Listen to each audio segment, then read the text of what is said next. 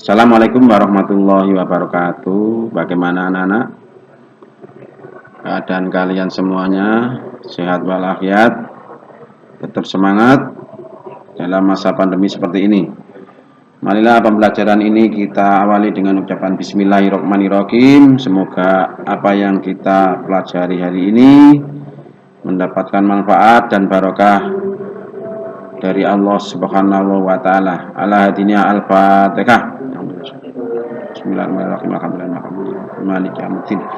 Ya nabiyyu nasta'in ihdinas siratal mustaqim siratal ladzina an'amta 'alaihim ghairil maghdubi 'alaihim waladdallin. Amin. Anak-anakku semua, dalam pertemuan yang ke-8 ini materi kita masih tetap yaitu renang gaya dada. Jadi materi kita adalah renang gaya dada, melanjutkan dari pertemuan yang ke-7.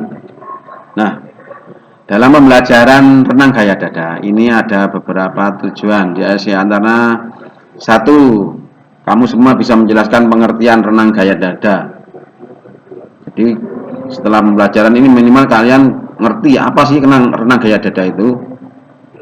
Kemudian dua, dapat menjelaskan gerakan spesifik renang gaya dada yang disebut pengertian renang. Jadi renang itu olahraga yang ada di air itu bisa dikatakan renang. Tapi renang gaya dada itu renang yang gaya kata, yang bisa meluncur seperti gayanya kata. Gerakan tangan dengan kaki bersama-sama bergantian ke depan, kemudian lurus ke depan, kakinya mendorong. Setelah kakinya mendorong dipekuk, maka keti tangannya yang mendorong air menjadi dayung secara bergantian. Ketika menarik ke atas, maka tangan menarik air, maka kepalanya nongol ke atas mengambil napas. Itu pergerakan gaya renang gaya dada. Dapat menjelaskan gerakan spesifik renang gaya dada. Gerakan itu dalam renang gaya dada, gerakannya tidak lain adalah tangan dan kaki, lengan ini secara bergantian, tapi bergeraknya bersama-sama, lain dengan gaya bebas, bergantian kanan kiri. Tapi kalau renang gaya dada, tangan kanan, tangan kiri bersama-sama maju ke depan. Ketiga, memahami gerakan spesifik renang gaya. Jadi gerakannya antara tangan dan kaki itu dilakukan secara simultan, secara spesifik bergantian. Di satu persatu bersamaan, kemudian sambil mengambil nafas. Yang keempat, minimal kalau sudah tahu maka kalian bisa mempraktekkan gerak spesifik renang gaya dada dalam kolam renang. Itu tujuan pembelajaran. Nah, setiap belajar apa saja, minimal kalian tahu satu di antara beberapa tujuan pembelajaran. Jadi nggak ada semua orang harus punya tujuan. Apa tujuan kalian sekolah? Maka mencari ilmu. Kalian berangkat dari rumah, dari sekolah sudah niat ingin bersekolah, maka harus sampai di sekolah. Sampai di sekolah mencari ilmu. Nah, niat yang tulus, ikhlas, maka akan membawa barokah dan manfaat bagi kalian. Nah, dalam renang gaya dada itu ada dasar dan rotasi gerakan, teknik dasar dan rotasi gerakan tangan renang gaya dada.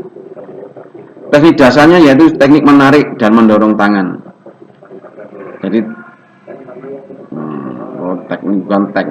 teknik dasar menarik dan mendorong tangan. Jadi tangannya itu ketika kamu ada di air, belajar tangannya didorongkan lurus ke depan, kemudian badannya selinear dengan air.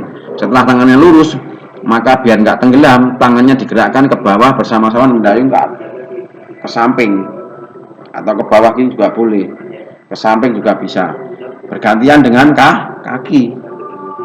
Itu teknik menarik atau mendorong tangan. Yang kedua, teknik dasar merapatkan tangan. Nah, ketika sudah menarik, kemudian tangannya dirapatkan ke bawah dada, tarik lagi ke depan, mendorong lagi ke bawah di bawah dada, terus lagi ke depan bersama-sama. Itu teknik merapatkannya. Yang ketiga, teknik dasar mendorong tangan. Setelah tangannya lurus, maka tangannya mendorong ke samping menjadi dayung kanan kiri. Supaya apa? Badan bisa meluncur ke depan. Ketika menarik lurus ditarik ke belakang, tangan lurus di bawah dada, ganti kaki yang mendorong bergantian.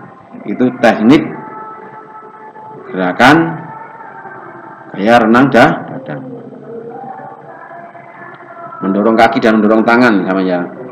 Kemudian teknik gerakan rotasi ada 3 juga versi. Jadi versi gerakan tangan itu ada 3. Versi gerakan rotasi Amerika Utara, versi rotasi tangan Eropa Timur, dan gerakan rotasi tangan versi Kanada.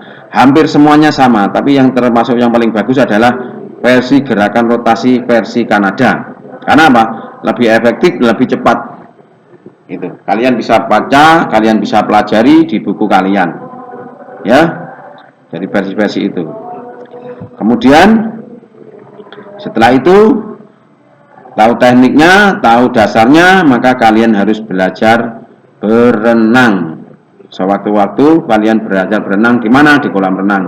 Ketika nanti hari libur atau refreshing atau rekreasi dengan keluarga, kalau ada hampir di setiap tempat rekreasi sekarang sudah hampir ada kolam renangnya. Karena apa? Permainan paling murah dan paling meriah itu adalah di kolam renang. Nah, seumur-umur manusia itu yang paling rugi kalau tidak bisa berenang. Sebab apa? Semua binatang tanpa belajar mereka bisa berenang. Karena apa? Kalau mereka sewaktu berhadapan dengan air, mereka harus minta tolong kepada siapa? Maka hidup dan mati hanyalah bisa berenang, maka pasti bisa berenang. Sudah mereka didasari semua sudah ada bisa berenang. Tanpa dipelajari bisa.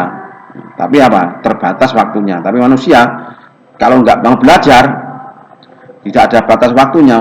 Usia anak-anak, usia tua kalau tidak bisa belajar, ketika masuk dalam air, jelas ditelan oleh air, dimakan oleh air, tenggelam dia kan. Tapi biarpun kecil atau sudah tua, kalau dasarnya sudah bisa renang, sewaktu-waktu mereka terjun di air, maka dia akan bisa berenang. Mungkin itu anak-anak, ada yang ditanyakan, ada yang tidak dimengerti, maka kalian bisa bertanya melalui lewat WA. Nah, tugas belajar hari ini silahkan dibuka buku LKS-nya halaman 2930, baca dan pelajari dengan cermat. Nomor 2, tolong dikerjakan soal latihan siswa halaman 30 nomor 1 sampai 5. Ada tugas itu 1 sampai 5 itu kerjakan. Yang ketiga, silahkan ditulis yang rapi dan baik. Jika ada yang tanya, japri lewat WA. Mungkin bagaimana anak-anak? Tidak kesulitan kan? Kalian belajar? Nah, semoga selamat belajar dan mengerjakan tugas. Semoga sukses. Amin amin. Wassalamualaikum warahmatullahi wabarakatuh.